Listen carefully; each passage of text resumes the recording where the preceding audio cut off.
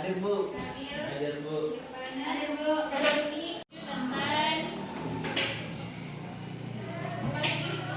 hormat dan patuh kepada orang tua guru. Oke, kita masuk di tema selanjutnya yang pertama.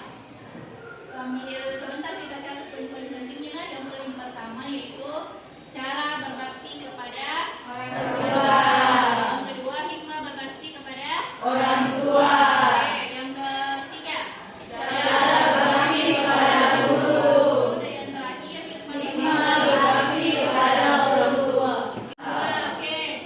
Kasih kita.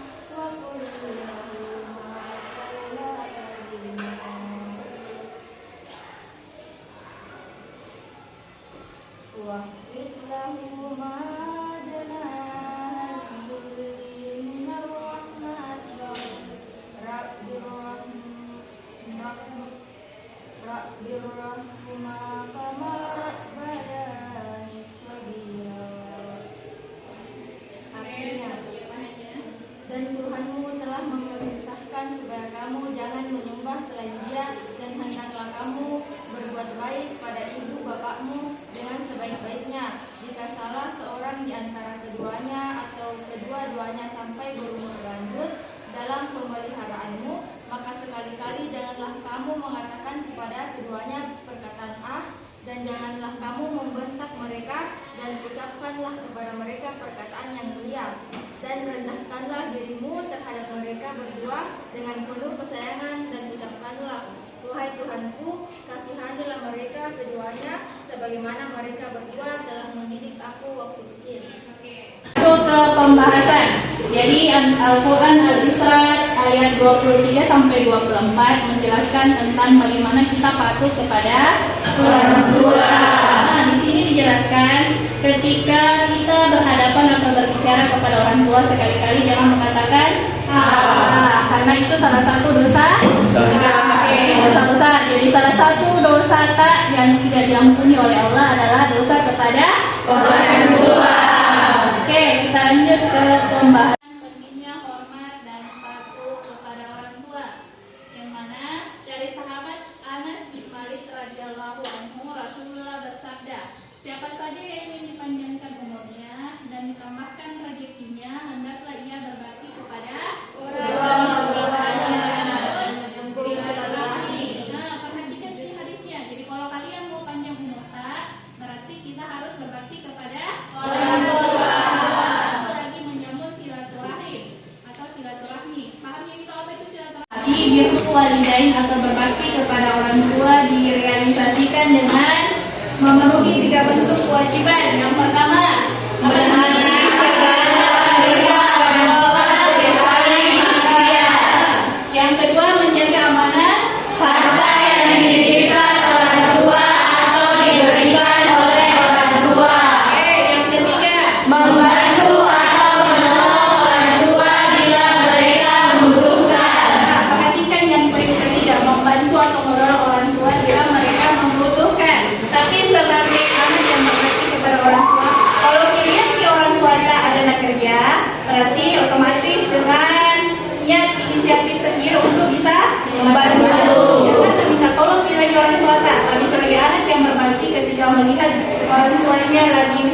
mengerjakan sesuatu, terus dia butuh bantuan dengan sadar diri atau dengan inisiatif sendiri langsung pergi membantu. Oke, kita masuk ke berikutnya. Cara yang ketiga, cara yang kedua, cara berbakti kepada orang tua.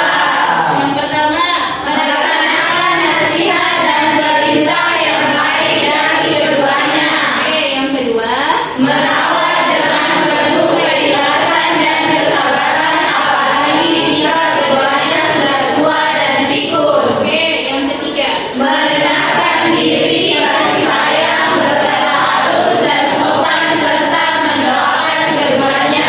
Oke, yang keempat, rela berkorban untuk orang tuanya. Yang kelima, meminta kerelaan kedua orang tuanya ketika berbuat sesuatu. Oke, yang keenam, berbuat baik kepada orang tua walaupun dia berbuat aniaya. Oke, perhatikan kembali. Jadi kita tahu cara-cara berbakti kepada orang tua ini secara garis besar yang dijelaskan di atas. Tapi banyak cara untuk bisa berbakti kepada orang tua. Yang pertama, poin pertama ini yang biasanya banyak yang melanggar, melaksanakan nasihat dan perintahnya yang baik dari keduanya. Ini banyak biasa yang melanggar orang tuanya. Kalau misalnya disuruh pergi apa ya, kayak menolonglah orang tuanya. Misalnya pergi menyapu, terus tanpa sadar dia mengatakan dengan begitu berarti kita sudah berdosa dengan orang tua. Oke, yang kedua, merawat dengan penuh keikhlasan. Oke, tadi yang mengatakan pepatah satu anak bisa merawat apa? Satu orang tua bisa merawat 10 anak, tapi 10 anak belum tentu bisa merawat dua. Jadi perhatikan, kalau misalnya banyak di bersaudara, biasanya itu terjadi kalau misalnya banyak bersaudara baku iri-iri dengan saudaranya, apalagi kalau tua orang tuanya, giliranmu lagi rawat, giliranmu. Padahal sebenarnya sebagai anak kita bertanggung jawab untuk merawat orang tua. Oke, yang ketiga, merendahkan diri, rela berkorban, meminta kerelaan dan berbuat baik kan pasti sudah dijalani. Cuma itu poin 1 dan poin 2 banyak yang melanggar. Oke, masuk ke berikutnya. Ini khusus untuk jika orang tuanya telah meninggal. Oke, yang pertama apa? Merawat jenazah dengan cara memandikan, memakamkan, mensolatkan dan menguburkan dan menyelesaikan hutang dan kejadian yang ditinggalkannya. Oke, sudah. Sebenarnya tidak diatur yang didefinisikan atau menepati dari keduanya. Oke, yang keempat, mendoakan dan meminta ampun kepada Allah Subhanahu wa Ta'ala segala dosanya. Oke, perhatikan poin yang kedua, menyelesaikan hutang dan perjanjian yang ditinggalkannya. Jadi kalau misalnya kita tidak minta-minta toh, tapi poin pertama itu yang harus dilunasi. Sebenarnya baiknya itu kalau misalnya ada saudara atau keluarga yang meninggal, hutangnya dulu sebelumnya dia dikuburkan, lunasi dulu utangnya, karena sesungguhnya itu utang sampainya kita di lahat akan ditagih. Jadi kalau ada utang tak biar 1.000 rupiah, usahakan bayar. Walaupun misalnya tidak kita bayar, tanya apakah dia relakan, apa dia ikhlaskan, apa dia kasih. Jangan sampai itu nanti jadi penyiksaan tak dikubur karena tidak dibayar. Makanya kalau berutanglah sesuai dengan apa isi dompet. Jangan lebih besar pasar daripada kiriman. Artinya lebih banyak pengeluaran daripada pemasukan, yang mana menimbulkan hutang. Kita berhutang saja yang merasakan, tapi keturunan tak seterusnya yang menjadi beban. Jadi jangan sampai karena ulata anak kita yang menjadi korban. Oke? Bahas di sini hanya 5, tapi banyak banyak sekali. Yang pertama, berbakti kepada orang tua adalah hal yang pertama. Oke, amal yang pertama. Yang kedua, apabila orang tua kita tidak kepada kita, maka Allah pun akan berida. Makanya ketika orang tua tak berdoa, maka tidak ada tidak ada jarak antara kita dengan Allah. Makanya dahsyatnya itu doanya orang tua. Seperti kisahnya Malik Bundan toh, hanya berdoa orang tuanya langsung dia jadi batu, jadi jangan sampai segala sesuatunya kita berdoa sama orang tua minta doa yang baik-baik.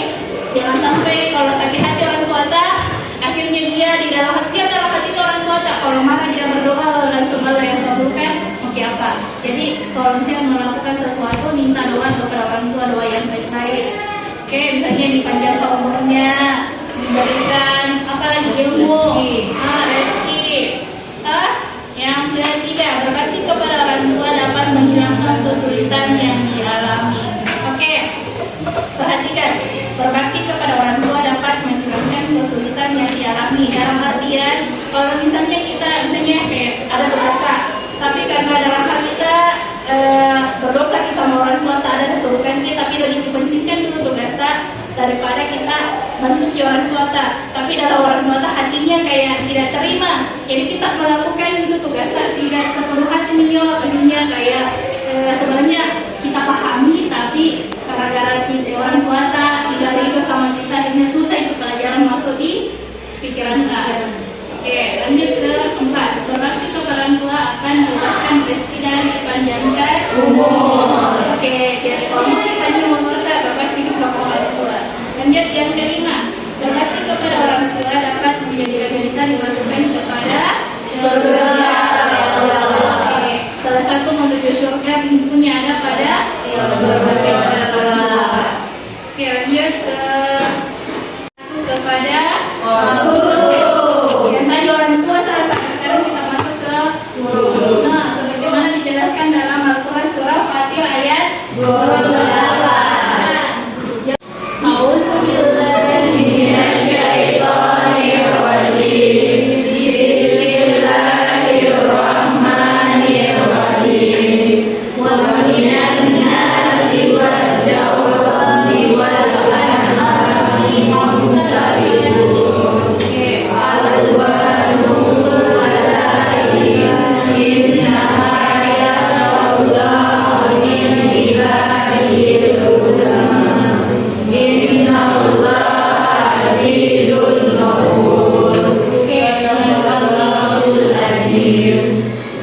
Dan demikian pula di antara manusia, binatang-binatang melata dan binatang-binatang ternak, ada yang bermacam-macam warnanya dan jenisnya. Sesungguhnya yang takut kepada Allah yang antara hamba-hambanya hanya ulama. Sesungguhnya Allah Maha Perkasa, lagi Maha Pengampun. Oke.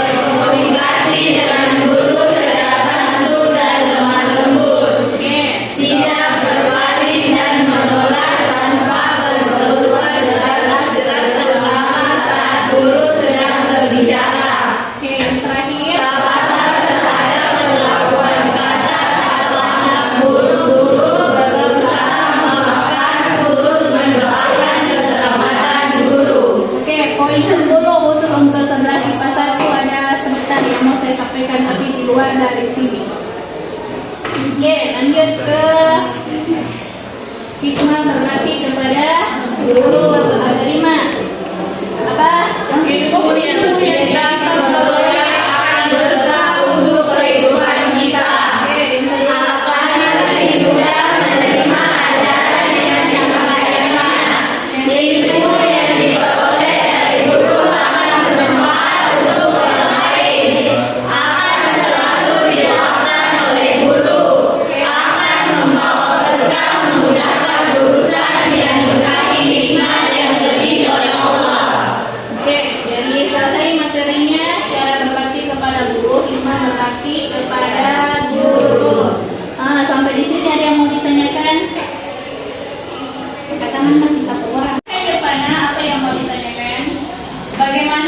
hukumnya anak yang durhaka kepada orang tua? Oke, sebelum saya menjawab pertanyaan dari Yuvana, apakah ada temannya yang lain yang bisa menjawab atau memberi jawaban? Saya, Bu. Oke, silakan Putri. Bagaimana hukumnya anak yang durhaka kepada orang tua? Durhaka kepada kedua orang tua adalah suatu hal yang diharamkan dan termasuk dosa besar yang sudah disepakati keharamannya.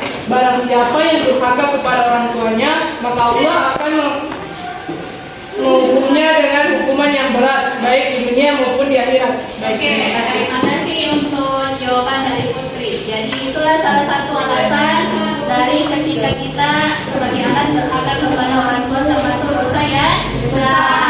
Dan hukuman Allah itu sangat Kecil. orang tua ada neraka khusus untuk yang durhaka kepada orang tua. Bagi dari jasa kami neraka apa saja intinya neraka itu ada tingkatannya ada 7, surga pun juga ada tingkatannya 7. Tapi kita fokus ke materi tentang padu dan taat kepada orang tua. Oke, selanjutnya masih ada yang mau ditanyakan? Langsung kita refleksi sebentar.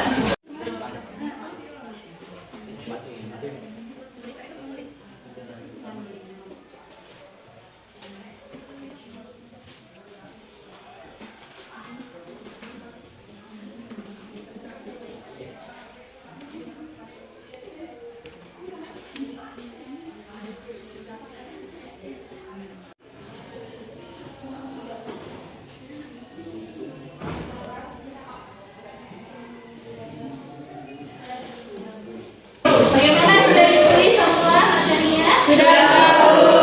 Oke, sekarang kita masuk pembagian tugas.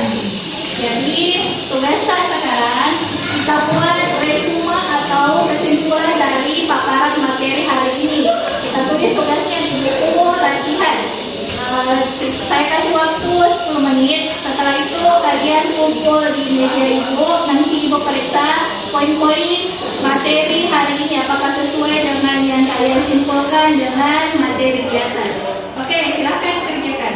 Ya, Bu. Oke. Oke, bagaimana tugasnya sudah selesai? Sudah, Bu. Oke, dan selesai silahkan kumpul di meja ibu. Belum bisa ya, Bu. Oke, yang belum silahkan lanjutkan waktunya sisa 5 menit.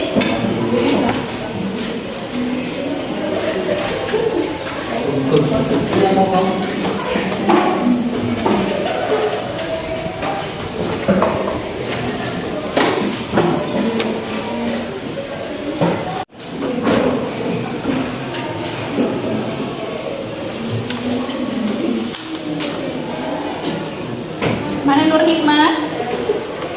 Semua soalnya dijawab? Ya, Bu.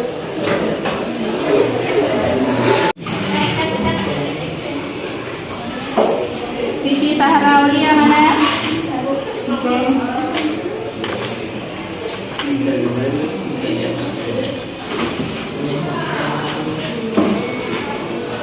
Intan Nur Wahyuni.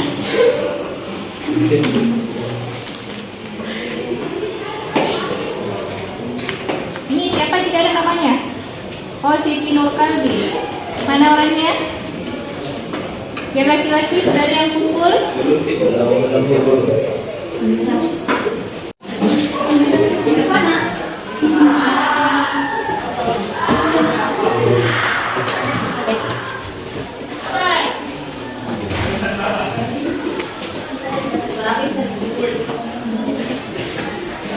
Sudah bilang. Oke, perhatikan sebenarnya ini materinya yang mau kita kerja di bawah. Perhatikan gambar di bawah ini, kemudian berikan tanggapan Anda apa hikmah yang dapat Anda simpulkan terkait hikmah dan manfaat hormat kepada orang tua dan guru. Yang kedua, buatlah video rekaman yang menyebutkan dalil laki tentang hormat dan patuh kepada orang tua dan guru. Kemudian kirimnya pada Google Form yang telah dibagikan di grup kelas masing-masing. Jadi sebentar kalau pulang video mata kita buat video tentang bagaimana caranya berpatuh dan hormat kepada orang tua maupun guru. Selanjutnya kita kirim ke link yang saya bagikan sebentar di grup masing-masing. Oke? Ya, Bu. Sampai di sini paham? kata